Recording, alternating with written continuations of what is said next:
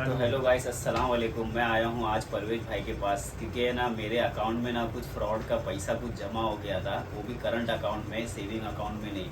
तो वो है ना साइबर क्राइम वाले लोग की तरफ से ना ब्लॉक कर दिए। तो मेरा अकाउंट है HDFC में। तो मैं वो प्रोसेसिंग जानने के लिए बैंक गया था मैं, लेकिन उन लोगों ने खाली है ना एक केस नंबर दे दिए और बता दिए कि ये स्टेट से तुम्हारा ब्लॉक हुआ है। तो मेरा दो जगह से एक 17,000 समथिंग का अमाउंट है, एक 20,000 समथिंग का अमाउंट ब्लॉक हुआ है। तो एक है ना जो 17,000 वाला है वो बिहार की तरफ से, बिहार से हुआ है, और एक जो है गुजरात से हुआ है, नौसारी से। तो उन लोग ने बस केस नंबर दे दिए और वहाँ के इंस्पेक्टर का नंबर दे दिए और कुछ भी डिटेल नहीं दिए। और बाय बैंक तो है पूरी तरीके से, पूरा का पूरा एकदम से ब्लॉक है। आप उसमें लॉगिन भी नहीं कर सकते हो, ना स्टेटमेंट निकाल सकते हो, ना ATM यूज़ कर सकते हो, कुछ भी नहीं यूज़ कर सकते हो। तो मैं कल बैंक भी गया था तो उन लोग ने ये दे के हम लोग को हटा दिया, बोले भाई इसमें हम लोग आपका कोई हेल्प नहीं कर सकते। तो मैं अभी परवेज भाई के पास आया था क्योंकि परवेज भाई के साथ भी ऐसा हो चुका है, और परवेज भाई की पहचान जो है दोस्त लोग हैं, मतलब क्राइम ब्रांच में उनके।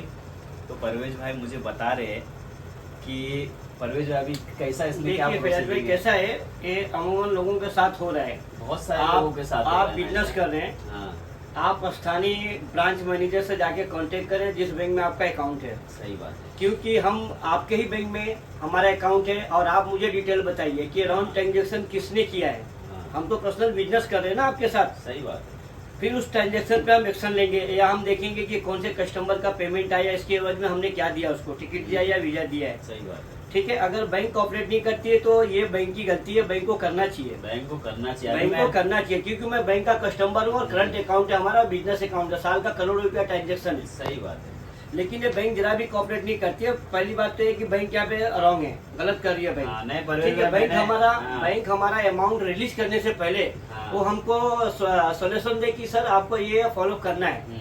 अगर हम बैंक के फॉलोअप के अंदर अगर हमारा सिस्टम बैठता है तो बैंक हमारा अकाउंट रिलीज करे, या फिर तो बैंक मुझे बताए कि सर आपको ये फॉलोअप करना है। सही बात है। तो उसके लिए आप अपना गुमस्ता लाइसेंस, हाँ। पैन कार्ड, आधार कार्ड और बैंक के सारे डिटेल आप साइबर क्राइम में जाएं जहां से आपका अकाउंट ब्लॉक हुआ है। लेकिन जो स्टेट में हुआ है, जैसे बिहार में हुआ है मेरा और गुजरात में हुआ है, तो दोनों जगह जाना पड़ेगा मेरे को कि ऐसा हो सकता है? नहीं, अगर हम उनको अपनी पूरी डिटेल देते हैं कि हाँ, सर हमारा ये पेमेंट आया और हमने उसके एवज में ये टिकट या हमने ये वीजा दिया है, हाँ, तो उनके पास पावर है, वो आपका अकाउंट अनब्लॉक कर सकते हैं। अच्छा। या अगर वो आपको बुलाना चाहते हैं कि नहीं आपको आना ही है, आपके ऊपर मुझे डाउट है, हाँ, हाँ, तो उसके लिए आप अपना pan card, Aadhaar card, income tax IT जिसको बोलते हैं, हाँ। IT पेयर फाइल, और अपने जो भी ट्रांजेक्शन 2 महीने या 3 महीने के बैंक के स्टेटमेंट लेके बिंदास जाए वहाँ पे। क्योंकि आप प्रोफेशनल चोर तो है हाँ, नहीं, सही बात। आपने तो काम किया है। हम्म। और किसी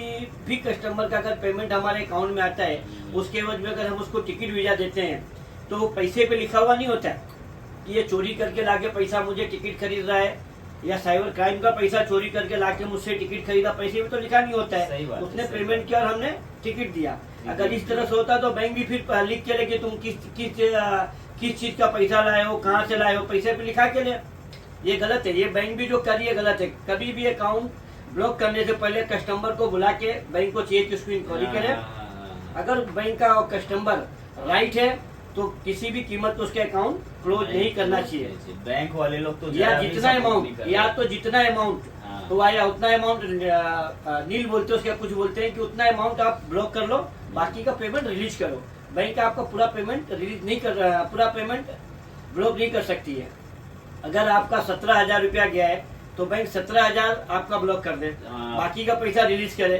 17,000 का भी आप अगर उसको बैंक को ब्यौरा देते हैं, बैंक को लगता है कि नहीं हमारा कस्टमर जेन्युइन है, हाँ। हमको पूरी डिटेल दे रहा, तो 17,000 भी रिलीज करे। सही बात है। ये गलत बैंक कर रही है।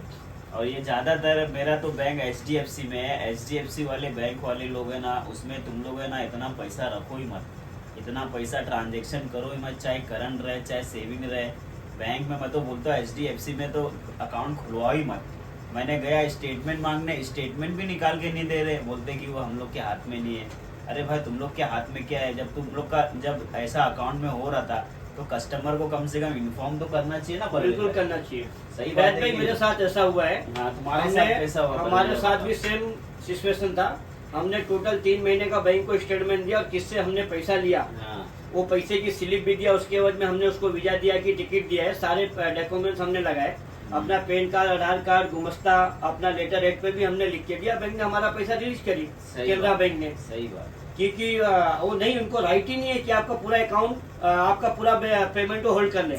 अगर 20,000 आपके अकाउंट में रन ट्रांजेक्शन हुआ तो 20,000 नील कर सकते हैं, नील कर सकते हैं, ठीक है। बाकी का अमाउंट उनको रिलीज करना चाहिए। अगर इस तरह से कस्टमरों का पैसा बैंक ब्लॉक करती है तो सारे कस्टमरों को फैयाज भाई मैं बोलना चाहूंगा कि आप लोग 2 अकाउंट करें और जिस अकाउंट से आप कस्टमर का पैसा बिजनेस करते हैं, हाँ। अपने बस उतना ही पैसा रखें, 1,50,000 अपने ट्रांजेक्शन के मुताबिक। अगर आपको लगता है कि नहीं मुझे अभी ट्रांजेक्शन की जरूरत है तो आप अपने सेविंग अकाउंट से, पर्सनल अपने अकाउंट से अपने उस अकाउंट में पैसा डालकर अपना काम करें, ताकि आपका पैसा हमेशा सेफ रहेगा। ये बैंक कुछ भी करेगी, बैंक को पैसा चाहिए। बैंक का क्या होता है कि आप मतलब 20,000 अगर आपका कुछ राउंड ट्रांजेक्शन हुआ तो 4 लाख रोक सकती है। बैंक के बाप का पैसा तो है नहीं हो, बैंक क्यों रोक रही हो? सिर्फ एक हरेसमेंट करने का और पैसा रोकने का इनका एक बहाना है, ठीक है। फैयाज भाई अभी जो भी आप इतना बड़ा बिजनेस करते हैं, आप 2 अकाउंट बनाइए। पर्सनल अकाउंट में अपने जिससे पैसा लेते हैं, आपके अकाउंट में अगर ऐसा लगता है कि मेरे काम से ज्यादा पैसा है तो पैसा फौरन अपने दूसरे सेविंग अकाउंट में ट्रांसफर कर ले। उस अकाउंट में आप किसी का पैसा मत मंगाएं जिसमें आपका पर्सनल पेमेंट है। कल बैंक उसको भी देख के कर सकती है, वो भी पैसा आपका मतलब ब्लॉक कर दिया जाएगा। तो इस तरह से सावधानी आप लोग रखें और बिजनेस में बहुत दिमाग लगा के बिजनेस करें। तो गाइस ये थी हम लोग की तरफ से कुछ जानकारी। तो अभी मैं चाहूँगा, अभी हम लोग सूरत जाने वाले हैं क्योंकि सूरत वाले जो इंस्पेक्टर साहब है वो माने नहीं है, तो बाकी की डिटेल्स मैं देता हूँ। वैसे तो इंशाल्लाह लगता है कि ओपन हो जाएगा, लेकिन यही है कि बस चप्पल घसना पड़ेगा। तो इस वजह से मैं सोचा कि ये वीडियो बना दूँ आपके लिए। कुछ अगर इन्फॉर्मेशन लगा होगा तो ज़रूर वीडियो को शेयर करें, लाइक करें, सब्सक्राइब करें।